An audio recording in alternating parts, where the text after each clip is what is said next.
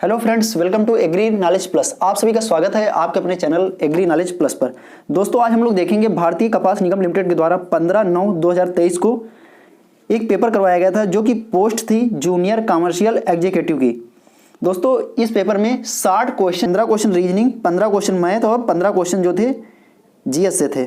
ठीक है, 60 क्वेश्चन जो थे दोस्तों वो पूछे गए थे एग्रीकल्चर से। आइए देखते हैं एग्रीकल्चर के कौन कौन क्वेश्चन पूछे गए थे। यहाँ पे फर्स्ट क्वेश्चन आपकी स्क्रीन पे आ रहा है दोस्तों। ये है दोस्तों पहला क्वेश्चन आपकी स्क्रीन पर।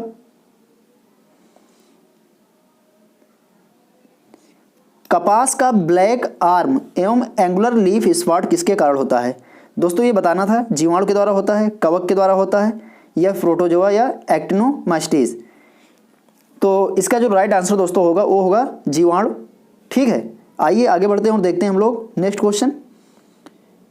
Which of the following is soil flora? दोस्तों, इसमें फ्लोरा पूछा गया था कि सॉइल फ्लोरा क्या होता है। तो ये होते हैं दोस्तों एक्टिनोमास्टिस। क्या होते हैं दोस्तों?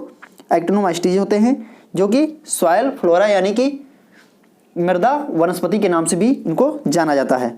इसके अलावा एक्टिनोमास्टिस के अलावा दोस्तों जो कवक होते हैं और कवक के अलावा दोस्तों बैक्टीरिया होते हैं, ये सभी जो होते हैं ये सॉइल फ्लोरा कहलाते हैं। और इसके अलावा जो अर्थवार्म हैं, प्रोटोजोआ हैं, नेमेटोड्स हैं, ये सब जो होते हैं दोस्तों ये होते हैं फौना, यानी कि सॉइल फौना, फौना के नाम से जाना जाता है। सॉइल फौना के नाम से जाना जाता है अर्थवार्म, प्रोटोजोआ और नेमेटोड। आइए आगे बढ़ते हैं और देखते हैं हम लोग नेक्स्ट क्वेश्चन। नेक्स्ट क्वेश्चन जो है दोस्तों यहाँ पे आप लोग देख पाएंगे, कपास के कुल क्षेत्रफल में कौन सा देश अग्रणी है? यूएसए, ब्राजील, भारत और मिस्र। तो इसका दोस्तों राइट आंसर था भारत। क्या था दोस्तों? भारत था। नेक्स्ट क्वेश्चन, कीट किशोर हार्मोन यानी इंसेक्ट जुवेनाइल हार्मोन का उदाहरण कौन सा है? प्रोफेजिन, मेथ्रोप्रीन और बुप्रोफेजिन या फिर एंडीड्रोमिक। दोस्तों बताना था इसका राइट आंसर क्या होगा। तो इसका राइट आंसर जो था दोस्तों वो था मेथोप्रीन। क्या था दोस्तों? मेथोप्रीन जो होता है ये इंसेक्ट जुवेनाइल हार्मोन होते हैं। अगला क्वेश्चन जो दोस्तों था, आकृति विज्ञान यानी मार्फोलॉजी के आधार पर खरपतवारों के रूप में वर्गीकरण नहीं किया जा सकता है। जब आकृति के आधार पर पूछा गया था तो इसमें जो राइट आंसर होगा वार्षिक खरपतवार जो होता है एनुअल वीड्स, ये इसमें शामिल नहीं होंगे। बाकी चौड़ी पत्ती वाले खरपतवार होंगे, घास होंगे, सेज होंगी, ये सभी आकृति के आधार पर वर्गीकरण हैं। ठीक है, और अवधि के आधार पे, समय अवधि के आधार पे वार्षिक खरपतवार जो होते हैं जैसे बाइनियल और जो होते हैं दोस्तों इसी प्रकार से वार्षिक होते हैं, द्विवार्षिक होते हैं और त्रिवार्षिक होते हैं, ये सभी समय के आधार पे इनका वर्गीकरण होता है, एनुअल, बाइनियल। ठीक है, और आगे बढ़ते हैं और नेक्स्ट क्वेश्चन हम लोग देखते हैं। फरो इरिगेटेड बेड सिंचाई की विधि किस फसल के लिए सबसे उपयुक्त है? दोस्तों, ये कई एग्जामों में क्वेश्चन पूछा गया है और ये सीसीआई के द्वारा 2023 के पेपर में भी पूछा गया है। इसका राइट आंसर होगा गेहूं। फर्व यानी कि furrow irrigated raised bed method जो होता है इरिगेशन का, ये गेहूं में अपनाया जाता है। आगे दोस्तों, the word market is derived from which language? यानी मार्केट वर्ड दोस्तों पूछा गया था, ये किस भाषा का है? ग्रीक का है, अरेबिक का है, लैटिन का है या फिर यूरैलिक? दोस्तों इसका राइट आंसर होगा लैटिन। क्या होगा दोस्तों? लैटिन होगा। मार्केट वर्ड जो है लैटिन भाषा का शब्द है। दोस्तों नेक्स्ट क्वेश्चन पूछा गया था, 1854 में भारत के किस राज्य में पहली कपास मिल स्थापित की गई थी? दिल्ली, बंगाल, मुंबई या मद्रास? दोस्तों इसका राइट आंसर होगा मुंबई। बम्बई में ही दोस्तों भारत में 1854 में पहली कपास मिल स्थापित की गई थी। राष्ट्रीय जैविक केंद्र NCOF का मुख्यालय पूछा गया था दोस्तों। NCOF राष्ट्रीय national centre of organic farming, national centre of organic farming पूछा गया था दोस्तों। ये सेंटर कहाँ पे है? गाजियाबाद में है। ठीक है, तो इसका राइट आंसर हो जाएगा 1। ये पूछा गया था दोस्तों। Next question, 6 stroke IC engine का फायर क्राफ्ट यानी फायर का जो क्रम होता है 6 स्ट्रोक जो आईसी इंजन होते हैं उनका फायर क्रम पूछा गया था, क्या कैसे होता है। तो इसका राइट आंसर होगा 1 5 3 4 2 6, यानी कि फर्स्ट जो इसका ऑप्शन है वो बिल्कुल राइट होगा। निम्नलिखित में से किस हार्मोन का उपयोग शाकनाशी के रूप में किया जाता है। दोस्तों ये सब लोगों को पता है कि 2,4-D जो है इसका प्रयोग शाकनाशी यानी कि हर्बिसाइड के रूप में किया जाता है। ठीक है, आगे बढ़ते हैं। 20 ppm से कम मात्रा जो होती है वो हर्बिसाइड के रूप में, वो 20 ppm से अधिक मात्रा जो होती है वो हर्बिसाइड के रूप में प्रयोग की जाती है। 20 ppm से कम मात्रा जो होती है वो हार्मोन के तौर पे प्रयोग की जाती है। Which are the example of key pest. Key pest दोस्तों पूछा गया था, कौन सा होगा। Both cotton bollworm and gram pod borer, या ओनली ग्राम पॉट बोरर, या पी बोरर, या फिर ओनली कॉटन बॉल वर्म। तो दोस्तों इसका राइट आंसर होगा बोथ कॉटन बॉल वर्म है और ग्राम पॉट बोरर है। दोस्तों ये की पेस्ट के अंतर्गत रखे गए हैं। नेक्स्ट क्वेश्चन दोस्तों पूछा गया था, भारत का कौन सा राज्य कपास उत्पादन में अग्रणी है। महाराष्ट्र, आंध्र प्रदेश, मध्य प्रदेश या गुजरात। तो भारत में आप लोगों को पता है दोस्तों अग्रणी राज्य जो है प्रेजेंट टाइम में वो कौन सा है, गुजरात है। दूसरे नंबर पे महाराष्ट्र आता है। ठीक है, ग्राम अभिरंजन यानी ग्रेन स्टेनिंग जो होती है वो प्रयुक्त प्रति अभिरंजक है। ग्रेन स्टेनिंग का जो दोस्तों प्रति अभिरंजक पूछा गया था, कैसा होता है। एस्टोकामाइन, कार्बोलफुक्सिन, या सैफरानिन, या क्रिस्टल वायलेट। तो इसका जो होगा सैफरानिन होगा। ग्राम अभिरंजन का जो प्रयुक्त अभिरंजक होता है वो होता है सैफरानिन। ठीक है, सैफरानिन। ठीक, तो इसका राइट आंसर थर्ड है। भंडारित अनाज में लगने वाले कीटों में प्राथमिक कीट कौन सा है। स्टोफिलस ओरिजा और राइजोपरथा डोमिनिका, या दोनों, या राइजोपरथा प्रजाति, या फिर केवल सिटोफिलस ओराइजा, या केवल राइजोपरथा डोमिनिका। तो दोस्तों इसका राइट आंसर होगा राइजोपरथा प्रजाति। राइजोपरथा प्रजाति जो पूरी है वो दोस्तों भंडारित अनाजों में लगने वाले प्राथमिक कीट के अंतर्गत रखे गए हैं। यहाँ पे दोस्तों कीट दिया गया है राइजोपरथा। ये क्या होता है, फंगस होता है जो कि भंडारित अनाजों में लगता है। ठीक, आगे बढ़ते हैं और देखते हैं नेक्स्ट क्वेश्चन। मृदा संरक्षण उपाय के रूप में खाद्यान्न फसलों के साथ बारी बारी से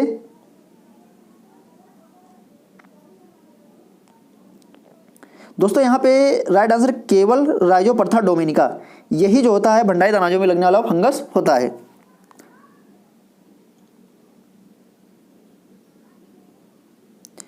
मृदा संरक्षण के रूप में खाद्यान्न फसलों के साथ बारी बारी से हरी खाद वाली फसलों को उगाने को कहा जाता है। प्राकृतिक खेती, जैविक खेती, ले फार्मिंग, या रिसेशन खेती। दोस्तों ये बताना था कि इसका राइट आंसर क्या होगा।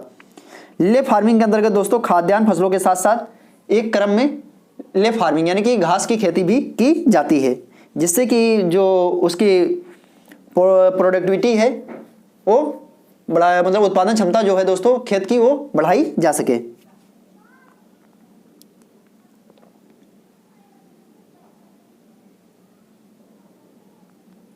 नेक्स्ट क्वेश्चन दोस्तों पूछा गया था 17 नंबर, प्रकीर्णन की मात्रकहीन माप, यानी प्रकीर्णन जो होता है उसकी मात्रकहीन माप यहाँ पे पूछी गई थी, क्या होगी। माध्य विचलन, बहुलक विचलन, या श्रेणी, या फिर विचरण गुणांक।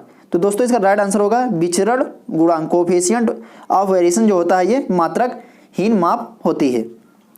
नेक्स्ट क्वेश्चन दोस्तों पूछा गया था, एक कृषक जिसके पास 1 से 2 हेक्टेयर के बीच की भूमि होती है उसे कहा जाता है सीमांत कृषक, न्यूनतम कृषक, इष्टतम कृषक, या लघु किसान। तो दोस्तों इसका राइट आंसर होगा लघु किसान। ठीक है दोस्तों, इसका राइट आंसर क्या होगा, लघु किसान। 1 से 2 हेक्टेयर भूमि वाले किसान को क्या कहा जाता है, लघु यानी स्मॉल फार्मर कहा जाता है। नेक्स्ट क्वेश्चन था, रसायन स्वपोषी कीमो ऑटोट्रॉप्स केवल पर जीवित रह सकते हैं। जो कीमो ऑटोट्रॉप्स होते हैं दोस्तों ये खनिजों और CO2 दोनों पर जीवित रह सकते हैं। तो इसका राइट आंसर होगा 1, इसमें ऑप्शन और थे मेथेन, खनिज, CO2। तो इसका राइट आंसर क्या होगा, खनिज और CO2 दोनों पर कीमो ऑटोट्रॉप्स जो होते हैं वो जीवित रह सकते हैं। इस तरह के दोस्तों क्वेश्चन जो है CCI के द्वारा पूछे जाते हैं। आप लोग देख सकते हैं, नेक्स्ट टाइम जब वैकेंसी आएगी तो आप लोग अप्लाई भी कर सकते हैं। CCS national institute of agriculture marketing, agriculture marketing का जो इंस्टीट्यूट है वो दोस्तों कहाँ पे है, चौधरी चरण Singh national institute of agriculture marketing situated in, दोस्तों ये कहाँ पे है, जयपुर में। इसका पूरा नाम है चौधरी चरण Singh national institute of agriculture marketing. ये दोस्तों कहाँ पे है? जयपुर में स्थित है। नेशनल। नेक्स्ट क्वेश्चन दोस्तों 21 नंबर, निम्नलिखित में से कौन सा विपणन मिश्रण का तत्व नहीं है? कीमत, उत्पाद, प्रचार या पूर्व तैयारी? पूर्व तैयारी नहीं, प्रिपरेशन जो होती है दोस्तों वो इसका मार्केटिंग का एक हिस्सा नहीं होता है। ठीक है, पूर्व तैयारी जो होती है वो मार्केटिंग का हिस्सा नहीं होता है। आइए आगे बढ़ते हैं और देखते हैं हम लोग नेक्स्ट क्वेश्चन। नील हरीश सहवाल चावल के खेत में प्रति हेक्टेयर कितनी मात्रा में नाइट्रोजन प्रदान कर सकते हैं?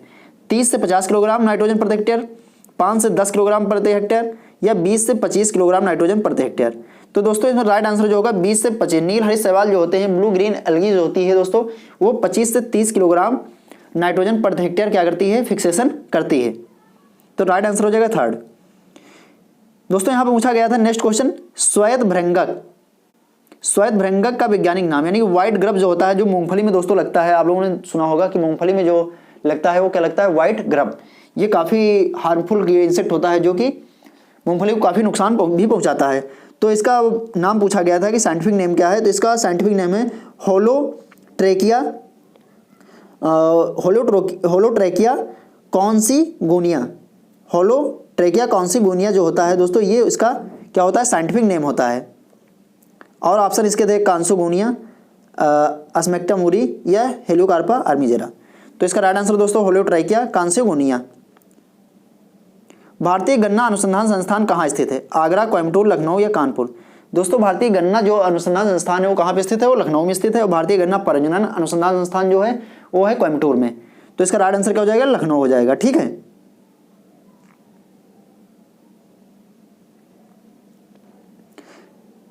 नेक्स्ट क्वेश्चन था दोस्तों,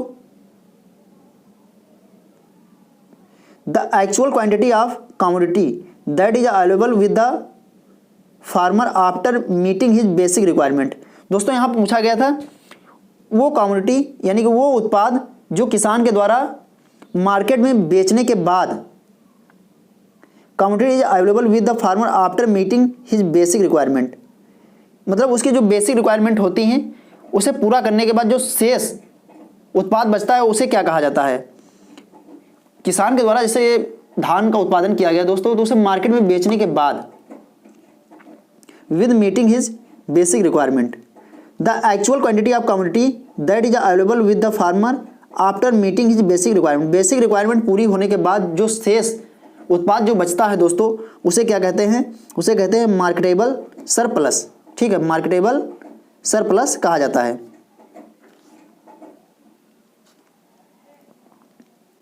सोयाबीन में दोस्तों, ये तो क्वेश्चन आप लोग देखे होंगे, कई एग्जाम में पूछा गया। सोया में प्रोटीन की मात्रा, ये तो सब लोगों को पता है, 40 से 42% जो होती है प्रोटीन होती है और 20 से 22% जो होता है वो सोयाबीन में तेल पाया जाता है।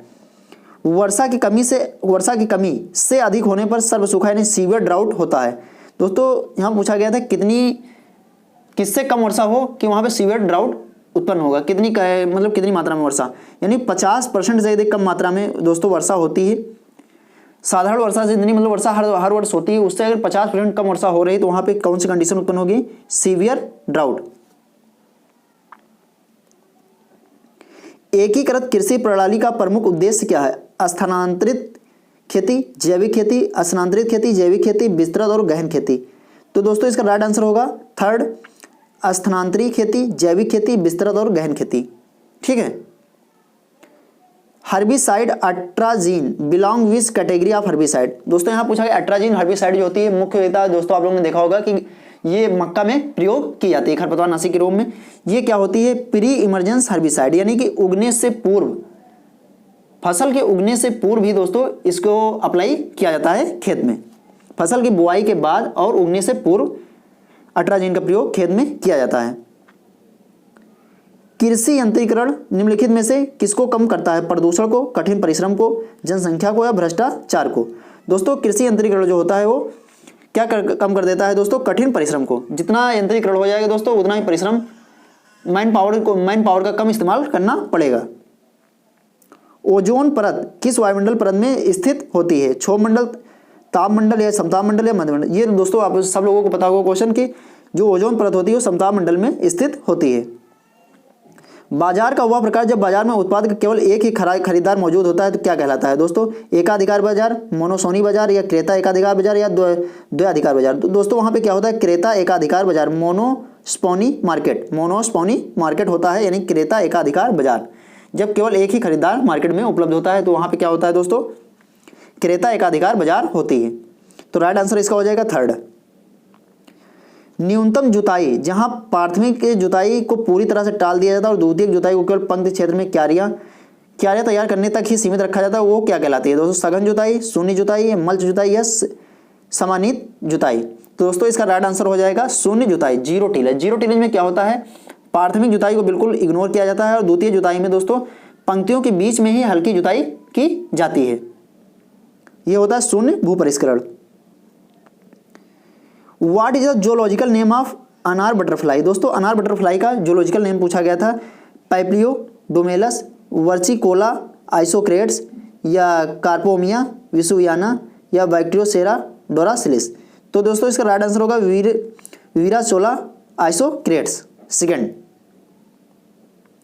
ग्राम अभिरंजन यानी ग्राम स्टेनिंग एक उदाहरण है लवण अभिरंजन का, अम्ल अस्थायी अभिरंजन का, विभेदक अभिरंजन का, या अम्ल अभिरंजन होता है एसिड स्टेन का। बताइए। तो इसका राइट आंसर हो जाएगा विभेदक अभिरंजन यानी कि डिफरेंटियल स्टेन। रेशम कीट का प्राणी शास्त्रीय नाम दोस्तों बताना था। रेशम कीट का जो साइंटिफिक नेम होता है दोस्तों वो क्या होता है? वो होता है बॉम्बेक्स मोराई। क्या होता है? Bombyx mori. एक एसआई इंजन कभी कभी इग्निशन बंद होने के बाद भी अल्प समय तक चलता रहता है, तो परिगणना को क्या कहा जाता है दोस्तों? इस परिगणना को डीजलिंग कहा जाता है। दोस्तों आप लोगों ने देखा होगा इंजन जो होता है बंद हो जाता है, उसके बाद भी कुछ राउंड उसके होते रहते हैं, तो ये होता है डीजलिंग। इस टर्म को क्या कहा जाता है? डीजलिंग कहा जाता है। तो इसका राइट आंसर हो जाएगा डीजलिंग, सेकंड। मध्यम अवधि के मौसम पूर्वानुमान की सीमा क्या होती है? एक माह, 1 से 2 दिन, 3 से 10 दिन, या 1 वर्ष। दोस्तों मध्यम पूर्वानुमान जिसको किसान के द्वारा सर्वाधिक प्रयोग किया जाता है वो होता है मध्यम पूर्वानुमान, और इसकी अवधि जो होती है वो 3 से 10 दिन की होती है। और जो अल्पकालिक पूर्वानुमान होता है वो होता है दोस्तों अल्प समय के लिए, वो 24 से लेकर 72 घंटे के लिए होता है। ठीक है। कौन सा मृदा सूक्ष्मजीव फास्फोरस और सल्फर जैसे पोषक तत्वों का चक्रण करता है? जीवाणु, विषाणु, शैवाल, या कवक। दोस्तों जो चक्रण करने के लिए मतलब प्रयोग होता है वो होता है जीवाणु। दोस्तों जो आप लोगों ने सुना होगा कि वो आते हैं, ये आप लोग राइजोबियम कल्चर जो होते हैं दोस्तों, ये सभी क्या होते हैं? जीवाणु ही होते हैं। उसी प्रकार इसका भी कल्चर होता है जो कि फास्फोरस को क्या करता है?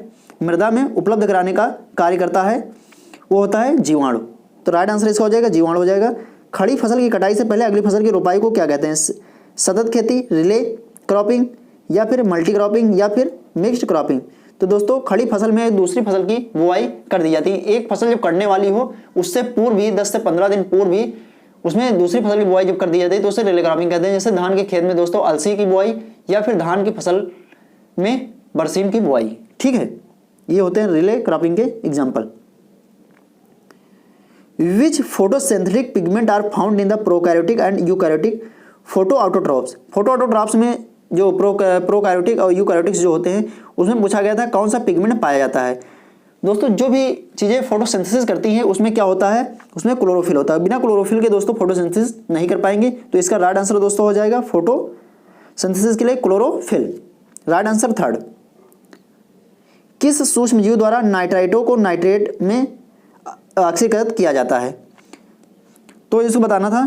जो दोस्तों अमोनिया होती है, अमोनिया को नाइट्राइट में बदलने के लिए नाइट्रोसोमनास का प्रयोग किया जाता है, और फिर नाइट्राइट को नाइट्रेट में बदलने के लिए नाइट्रोबैक्टर का प्रयोग किया जाता है। ये चीज़ आप लोगों को पता होनी चाहिए, काफ़ी इंपॉर्टेंट है। CRIDA के अनुसार मध्यम जुताई की गहराई कितनी होती है? दोस्तों CRIDA के अनुसार मध्यम जुताई की गहराई पूछी गई थी दोस्तों, ये 15 से 20 सेंटीमीटर होती है, और जो अधिकतम गहराई होती है वो होती है, अधिक गहराई वाली वो होती है 25 से 30 सेंटीमीटर, और जो न्यूनतम होती है वो होती है 6 से 7 सेंटीमीटर।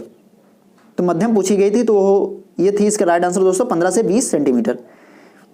वित्तीय वर्ष 2022-23 के दौरान भारत में बिलियन टन गेहूं का उत्पादन हुआ था। 2022-23 में उत्पादन पूछा गया था गेहूं का, तो दोस्तों 112.74 मिलियन टन गेहूं जो था 2022-23 के दौरान उत्पादित हुआ था। चावल का ब्लास्ट रोग दोस्तों पूछा गया था। ब्लास्ट डिजीज जो होती है चावल में, वो किसके कारण लगती है?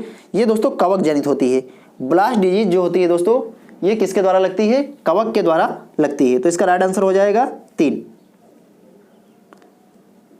खरपतवारों की वानस्पतिक वृद्धि के किस चरण के दौरान निराई सर्वोपयुक्त होती है? मतलब खरपतवार के मतलब पूछा गया यहाँ पे, खरपतवारों की वानस्पतिक वृद्धि के किस चरण के दौरान निराई सर्वोपयुक्त होती है? तो खरपतवार में फूल आने और बीज बनने से पहले उनकी निराई उड़ाई करके उनको अलग कर देना चाहिए। तो इसका राइट आंसर हो जाएगा 1। हेजिंग पूछा गया था। हेजिंग की मुख्य विशेषता तो केवल नकदी बाजार है, नकदी बाजार और वायदा बाजार है, पिछड़ा बाजार है, केवल वायदा। ओनली फॉरवर्ड मार्केट जो होता है वो होता है हेजिंग, ओनली फॉरवर्ड मार्केट। भारतीय दलहन अनुसंधान संस्थान दोस्तों पूछा गया था, कई बार पूछा गया एग्जामों में, ये कानपुर में है। मधुमक्खी की जातियों में श्रमिक मधुमक्खी पूछा गया था दोस्तों, कौन सी होती है? फर्टाइल मेल होते हैं, फर्टाइल फीमेल होते हैं, या स्टाइल मेल होते हैं, या स्टाइल फीमेल होती हैं।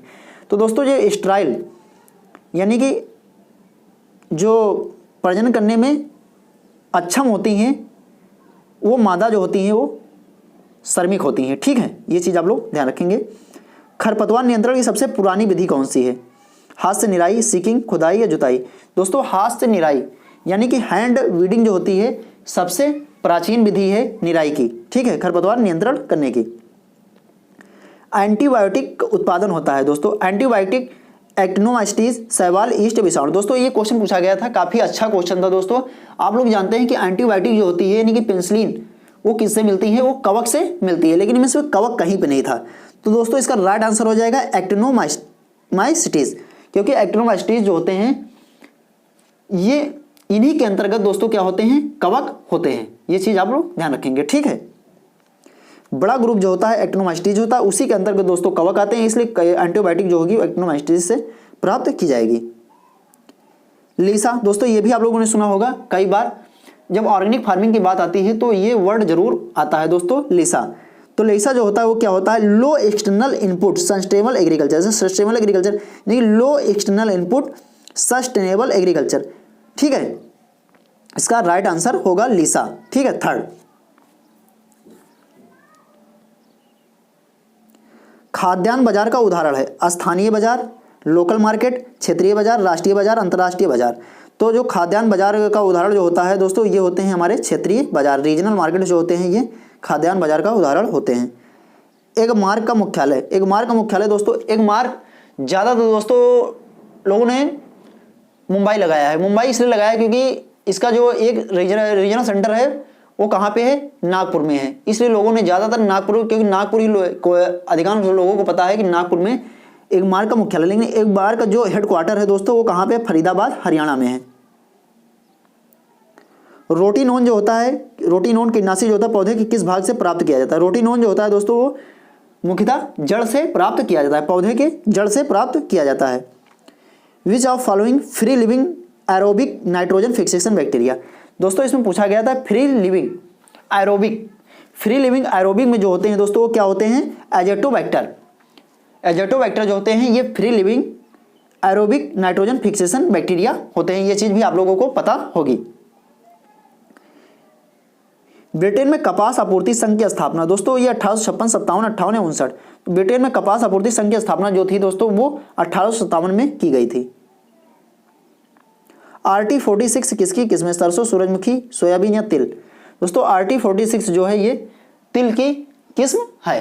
ठीक है, तिल की। भावी मूल्य उतार चढ़ाव से लाभ कमाने की प्रक्रिया कहलाती है बाजार गिरावट, सट्टा, या फिर बाजार विकास, या खुदरा बिक्री? दोस्तों आप लोगों को पता होगा जब किसी चीज में काफी उतार चढ़ाव होता है तो वहां पे क्या होता है? सट्टेबाजी होती है। तो इसका राइट आंसर हो जाएगा सट्टा। जैविक खेती के जनक कौन है? Rachel Carson, Albert Howard, NS Howard या MS स्वामीनाथन? दोस्तों इसका राइट आंसर होगा अल्बर्ट होवार्ड।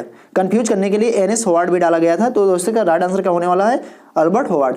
तो दोस्तों ये थे CCI के द्वारा जो अभी हाल ही में परीक्षा कराई गई थी उसमें पूछे गए क्वेश्चन। तो 2023 में जो परीक्षा संपन्न हुई उसमें दोस्तों एग्रीकल्चर के इस तरह के क्वेश्चन पूछे गए हैं। भविष्य में यदि कोई वैकेंसी आती है, यदि आप अप्लाई करना चाहते हैं तो अप्लाई कर सकते हैं दोस्तों। इसी प्रकार के क्वेश्चन आगे भी पूछे जाएंगे। तो आज के सेशन में यहीं तक। ये सेशन पसंद आया हो तो प्लीज़ लाइक करना, ज़्यादा से ज़्यादा अपने दोस्तों को शेयर करना। Thank you, thanks for watching.